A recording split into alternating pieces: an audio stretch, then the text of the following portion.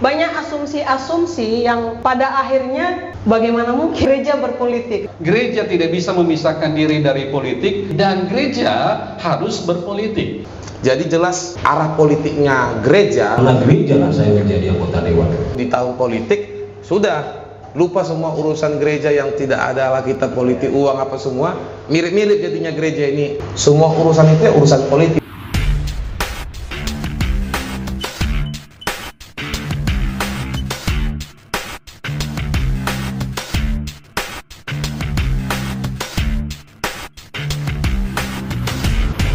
Batasannya sekali lagi, ya tidak perlu gereja harus membuat partai politik. Ya, gereja tidak perlu harus berafiliasi dengan partai politik. Biarlah kita dorong warga gereja atau jemaat secara perorangan atau secara bersama-sama untuk mewarnai di sana, tapi sudah dibekali atau sudah diberikan mandat wewenang oleh gereja.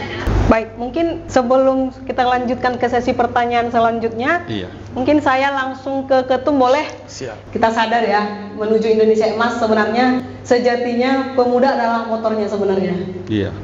Gitu. Jadi menurut Gamki sendiri nih, tuh, apa itu politik? Bagaimana keterhubungan gereja dengan politik? Siap.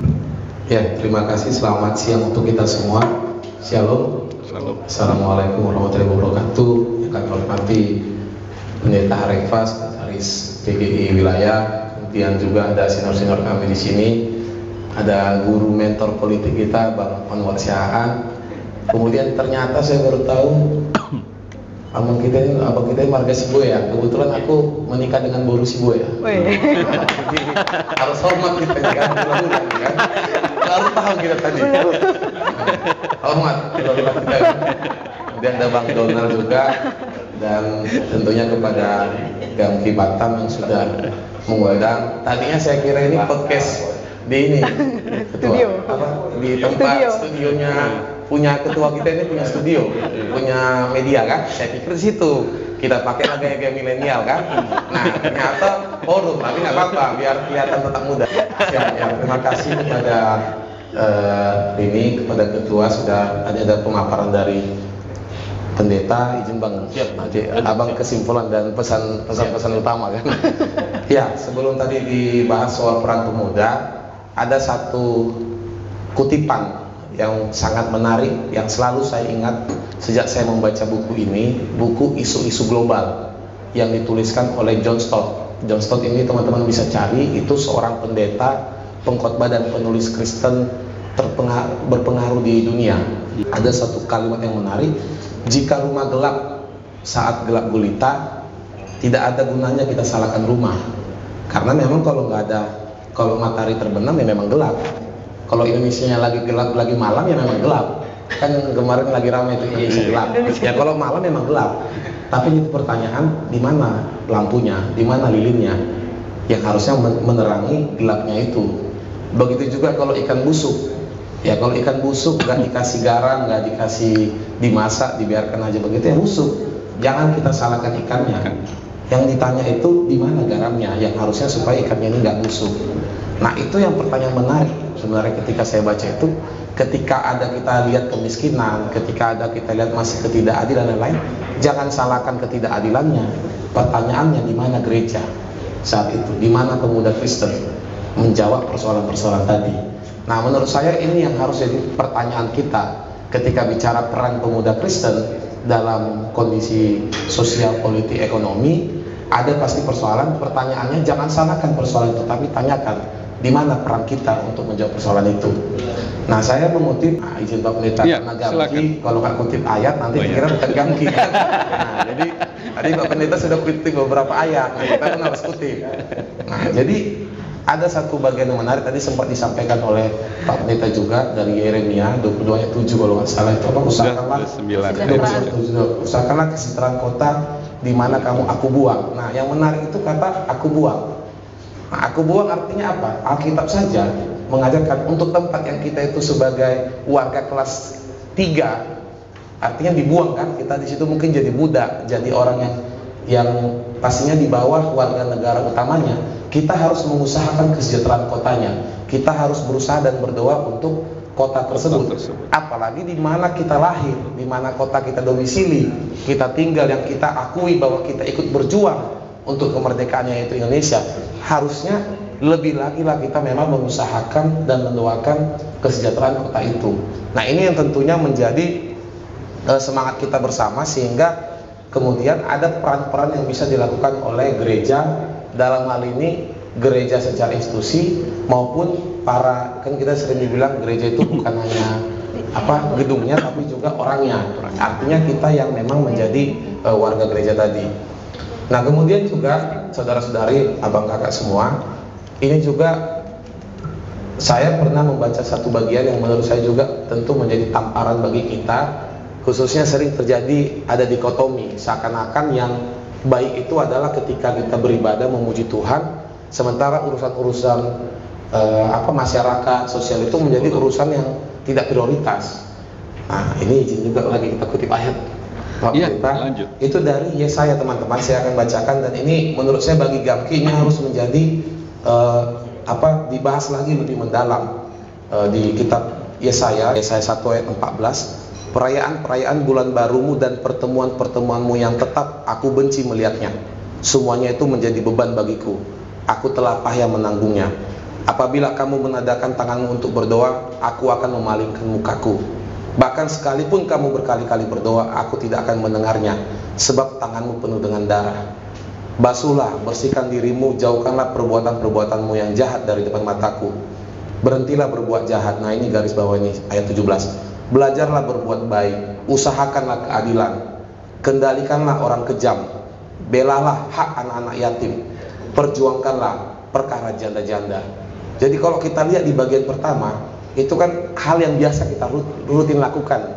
Perayaan tiap minggu, Natal, Paskah, ada pertemuan-pertemuan rutin, ada kita misalnya tiap Rabu ada acara Naposo lah, acara ini, Partangyangan dan lain-lain sebagainya. Itu rutinitas yang ternyata di sini dikatakan oleh Tuhan Allah, aku benci melihatnya.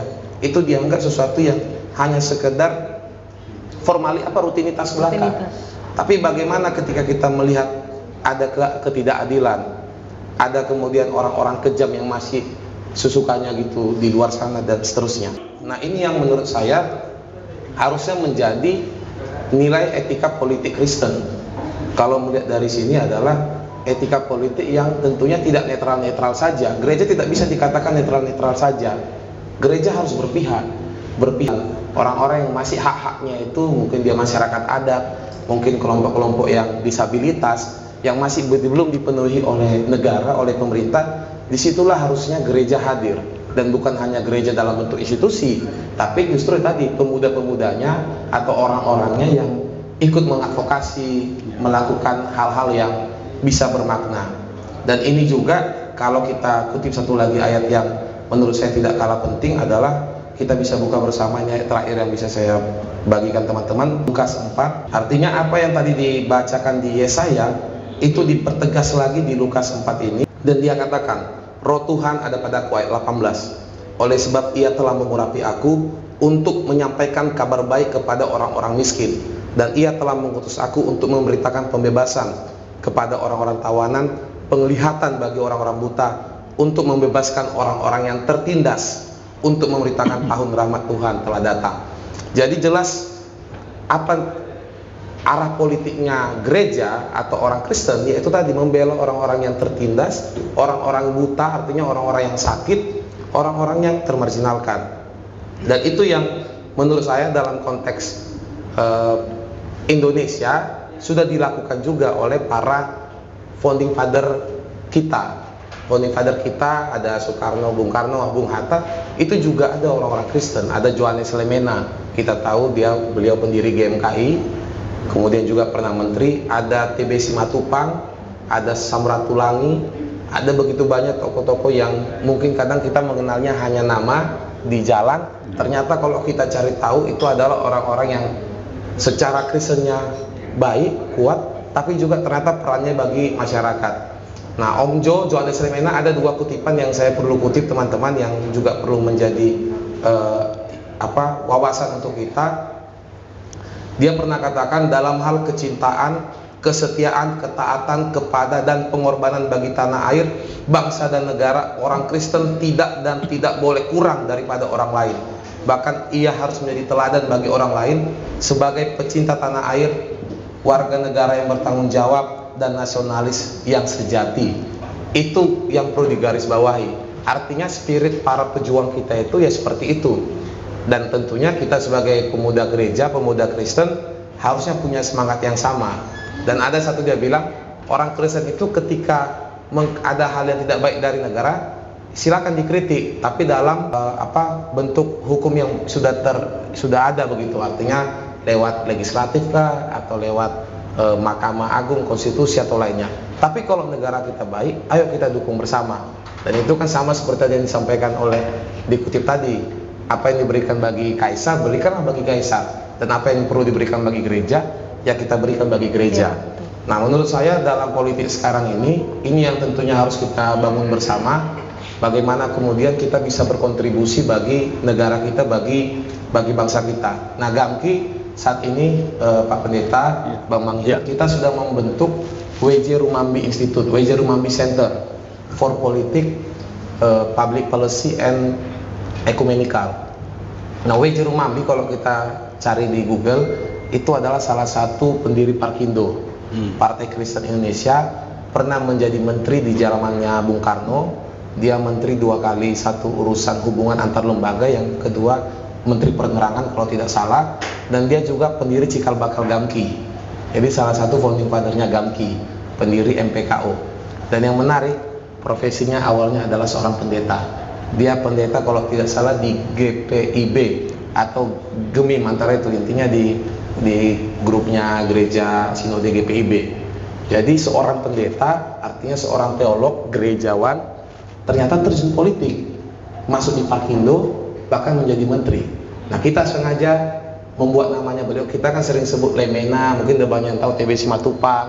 Tapi W.J. Rumambi ini ternyata menarik, seorang pendeta yang mungkin satu-satunya pendeta dari zaman dulu sampai sekarang yang menjadi menteri. Belum ada pendeta setahu saya jadi menteri. Dan ini yang mau kita coba bedah pemikirannya, bahwa ternyata seorang pendeta pun, atau dalam hal ini menunjukkan gereja, itu juga harus konsen dengan isu-isu politik. Dan dalam W.J. Rumambi ini kita ingin memberikan edukasi kepada masyarakat kita, khususnya warga gereja dan pemuda Kristen, bahwa politik ini jangan kemudian, ya Bang Mangjut pasti hadapi, Bang Anwar juga, termasuk juga Amang Sibu ya harus manggil Amang kita kan. Bisa lagi manggil Bang kita, tadi masih manggil Bang. Cuma karena acara GAMKI manggil Bang lah. Kalau di adat Amang kan. Yang sering kita hadapi ketika berhadapan dengan gereja atau konstituen, Pak Pendeta juga pasti tahu, di tahun politik sudah lupa semua urusan gereja, yang tidak ada lah kita politik uang apa semua. Mirip-mirip jadinya gereja ini agak kayak, karena saya mengalami Pak Pendeta, saya pernah maju DPD tahun 2019 di Riau. Bisa pendeta yang sama, mohon maaf, saya jumpai 5 kali di organisasi-organisasi yang berbeda, dan ternyata orang ya begitu-begitu aja gitu, sayang begitu. Padahal marwahnya itu menurut saya sangat besar, karena gereja lah menurut saya yang bisa memberikan wawasan kepada jemaat, kepada warga gereja, bagaimana kemudian kita bisa memilih orang-orang yang benar, orang-orang yang tepat, yang memang punya rekam jejak yang baik, punya kontribusi untuk masyarakat, untuk bisa kemudian terpilih. Karena mereka lah yang akan menentukan nasib kita 5 tahun ke depan. Ada kutipan seorang filsuf Jerman, saya coba cari namanya, saya lupa, mungkin beberapa teman-teman tahu.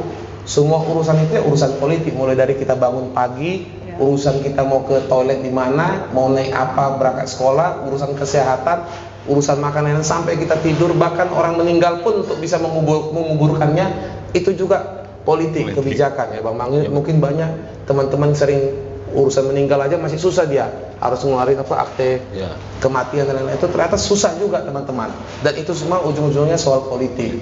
Nah, ini menurut saya yang tentu menjadi bahan diskusi kita, sehingga ke depan gereja sebagai institusi bisa bicara high politik, artinya politik etis, tentang kemiskinan, tentang keadilan, tentang masalah HAM dan lain-lain, itu high politik. Tapi urusan low politiknya itu peran dari kita para pemudanya atau orang-orangnya, sehingga kemudian kita bisa mengisi, membantu bahu-membahu dengan sesama kita. Dan terakhir, Gamki sendiri juga dengan lintas agama. Di sini ada sahabat kita dari KMPI, kita dengan Ansor, pemuda Muhammadiyah, pemuda Katolik, pemuda Hindu, Buddha dan lain itu solid dan komit soal keberagaman. Kita benar-benar tunjukkan tidak ada satu itu kurang, bukan Indonesia namanya. Makanya kemana-mana, kita kemarin ke Vatikan, teman-teman pemuda Katolik kan bersama Gamki itu, ketum Ansor, ketum pemuda Muhammadiyah ikut hadir, Bang, ketemu dengan Paus.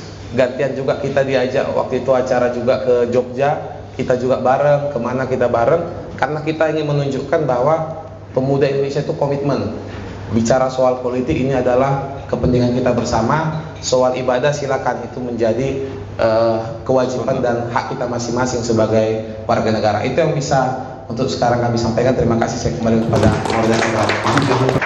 Terima kasih Ketum, luar biasa penjabaran dari Ketum kita, dari Gamki. Sebelum saya lempar ke teman-teman, kita rindu mendengar suara Pak Dewan kita, jadi langsung aja.